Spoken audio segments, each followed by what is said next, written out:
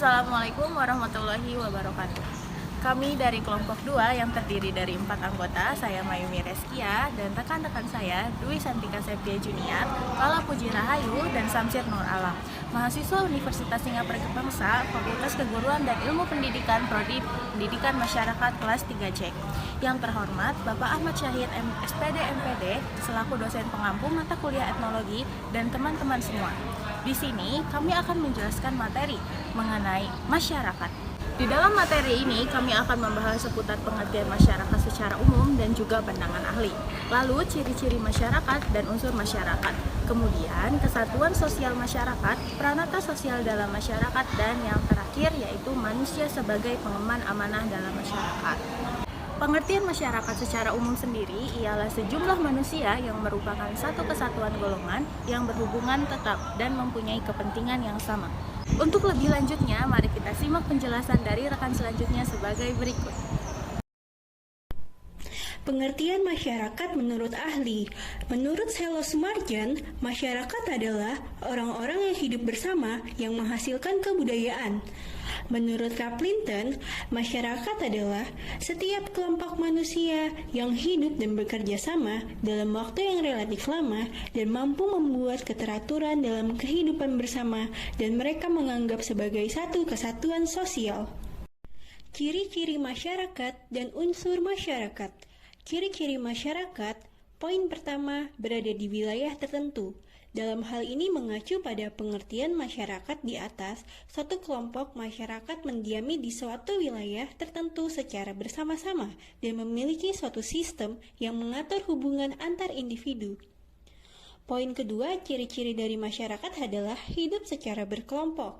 Manusia adalah makhluk sosial dan akan selalu membentuk kelompok berdasarkan kebutuhan bersama.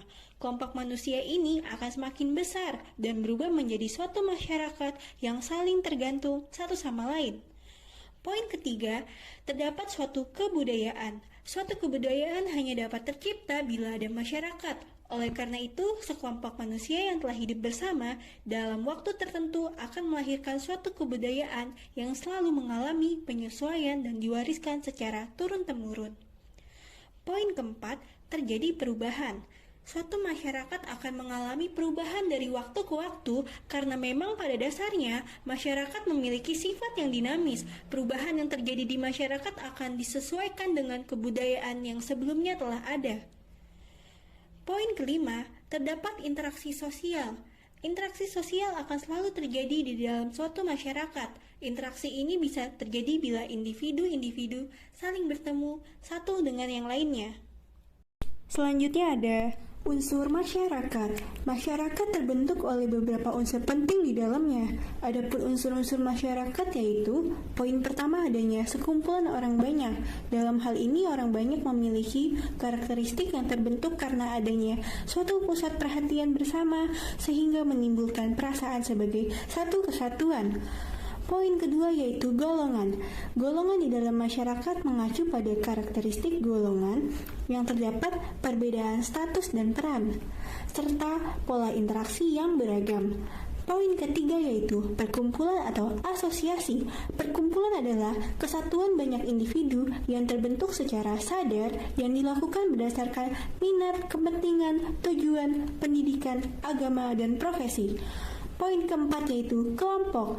Kelompok berbeda dengan asosiasi. Kelompok merupakan unsur masyarakat yang lebih kecil dengan karakteristik terdapat faktor pengikat yaitu kepentingan, tujuan, ideologi, nasib dari setiap anggota.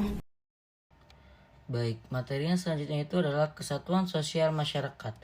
Kesatuan sosial berarti unsur studi dalam kemasyarakatan yang diberi batasan tertentu dan yang secara relatif bersifat konstan seperti individu, keluarga, dan taraf hidup.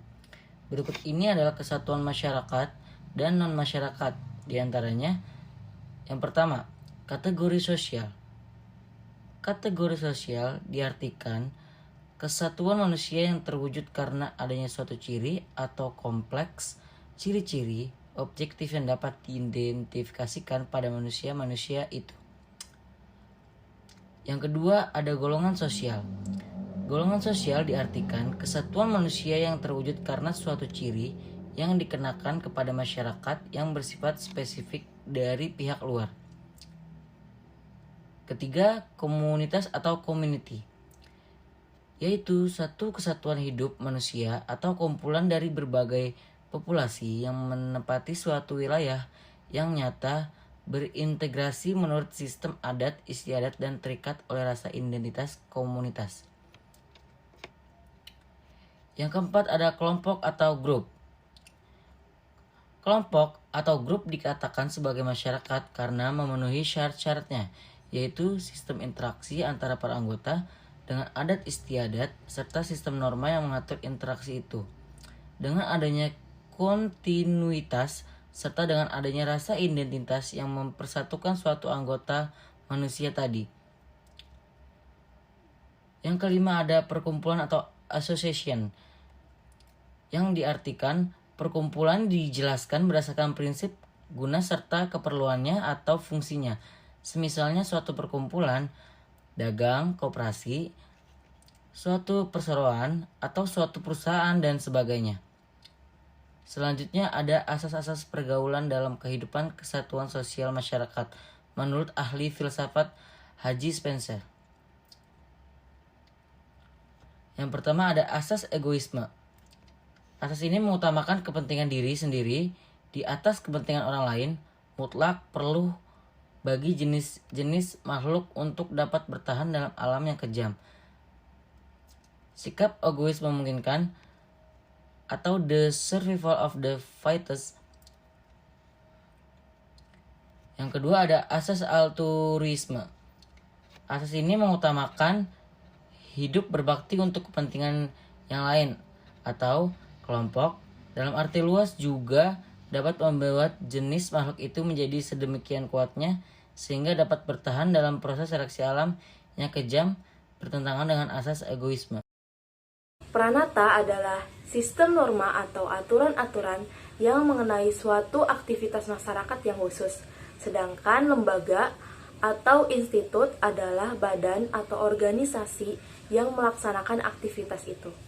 Ada banyak para ahli sosiologi yang memberikan pengertian tentang pranata sosial atau lembaga sosial, di antaranya adalah yang pertama yaitu Robert Melver.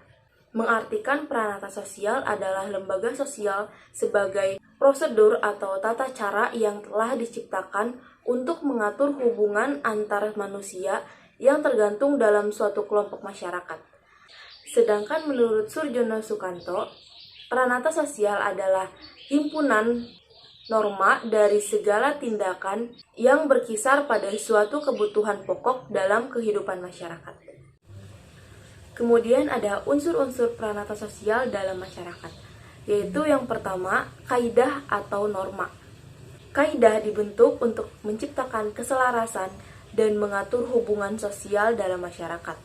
Kaidah berfungsi untuk melindungi dan menjamin hak, mengatur pelaksanaan kewajiban individu. Kemudian yang kedua, lembaga sosial. Lembaga sosial atau dikenal juga sebagai lembaga kemasyarakatan, salah satu jenis lembaga yang mengatur rangkaian tata cara dan prosedur dalam melakukan hubungan antar manusia saat mereka menjalani kehidupan bermasyarakat dengan tujuan mendapatkan keteraturan hidup. Yang ketiga, aparat penegak ketertiban masyarakat. Pemegang kedaulatan itu tugasnya mengeluarkan perintah-perintah yang merupakan hukum. Kemudian ada karakteristik pranata sosial. Pranata sosial memiliki karakteristik atau kekhasan tersendiri yang membedakan dengan suatu sistem norma yang bukan merupakan pranata sosial. Adapun karakteristik atau kekhasan tersebut adalah sebagai berikut. Yang pertama, memiliki simbol. Setiap pranata sosial memiliki simbol tersendiri sebagai tanda atau ciri khas khusus di sebuah pranata. Kemudian yang kedua, memiliki tata tertib dan tradisi. Setiap pranata memiliki tata tertib dan tradisi, baik yang tertulis maupun tak tertulis, untuk dijadikan pedoman bagi anggota masyarakat yang ada di dalamnya. Yang ketiga, memiliki ideologi. Setiap pranata sosial memiliki ideologi tersendiri. Ideologi ini dimiliki secara bersama-sama dan dianggap ideal bagi anggota masyarakat yang ada di dalamnya. Kemudian yang keempat, memiliki daya tahan. Setiap peranata sosial yang terbentuk tidak akan hilang begitu saja.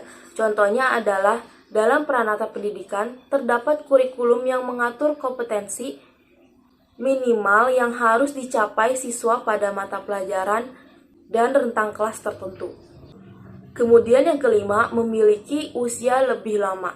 Setiap peranata sosial pada umumnya memiliki usia yang lebih lama daripada usia manusia.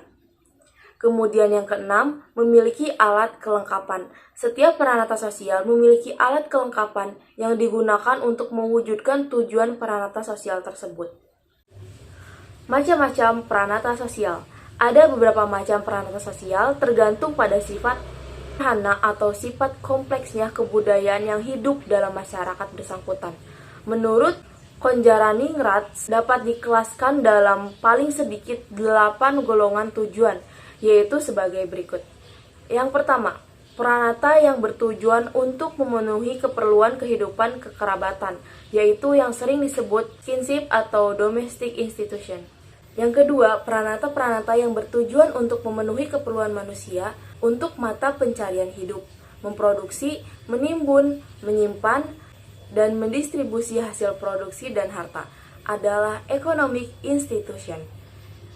Yang ketiga, peranata-peranata yang bertujuan memenuhi keperluan penerangan dan pendidikan manusia supaya menjadi anggota masyarakat yang berguna, adalah educational institution. Keempat, peranata-peranata yang bertujuan memenuhi keperluan ilmiah manusia, menyelami alam semesta dan sekelilingnya, adalah scientific institution. Kelima, peranata-peranata yang bertujuan memenuhi keperluan manusia dalam menghayati rasa keindahannya dan untuk rekreasi, adalah aesthetic and recreation institutions. Lalu yang keenam, peranata-peranata yang bertujuan memenuhi keperluan manusia untuk berhubungan dengan dan berbakti kepada Tuhan atau dengan alam gaib, adalah religious institutions. Ketujuh, peranata-peranata yang bertujuan memenuhi keperluan manusia untuk mengatur dan mengelola keseimbangan kekuasaan dalam kehidupan masyarakat, adalah political institutions. Dan yang terakhir yang kedelapan, yaitu peranata-peranata yang bertujuan memenuhi keperluan fisik dan kenyamanan hidup manusia, adalah somatic institutions. Terakhir yaitu manusia sebagai pengemban amanah dalam masyarakat. Manusia adalah salah satu kata yang sangat bermakna dalam, di mana manusia adalah makhluk yang sangat sempurna daripada makhluk lainnya. Manusia yang bersifat nyata dan mempunyai akal pikir dan nafsu yang diberikan Tuhan untuk berpikir secara kebenaran, mencari ilmu pengetahuan, membedakan mana yang baik dan buruk, dan hal baik lainnya. Secara universal, tujuan manusia adalah memperoleh kebahagiaan dunia dan akhirat. Manusia itu dibebani tanggung jawab dan anugerah kekuasaan untuk mengatur dan membangun dunia ini dalam berbagai kehidupan bermasyarakat, menjadi saksi atas kekuasaan Tuhan di alam semesta ini. Menjadi manusia merupakan tugas suci karena merupakan amanah dari Tuhan. Kesimpulan dari materi yang telah kami bawakan, yaitu masyarakat ialah sekumpulan manusia atau golongan yang memiliki persamaan tujuan dan kepentingan yang sama, berada di wilayah tertentu dan hidup secara berkelompok, memiliki suatu kebudayaan, terjadinya interaksi sosial, terdapat pemimpin, dan terdapat stratifikasi sosial di dalamnya. Sekian pemaparan mengenai materi masyarakat yang kami bawakan. Semoga dengan adanya video ini, teman-teman bisa mengerti mengenai masyarakat. Akhir kata, mohon maaf bila ada kesalahan kata, baik disengaja maupun tidak disengaja. Terima kasih kepada dosen pengampu dan teman-teman semua yang telah menyaksikan. Wassalamualaikum warahmatullahi wabarakatuh.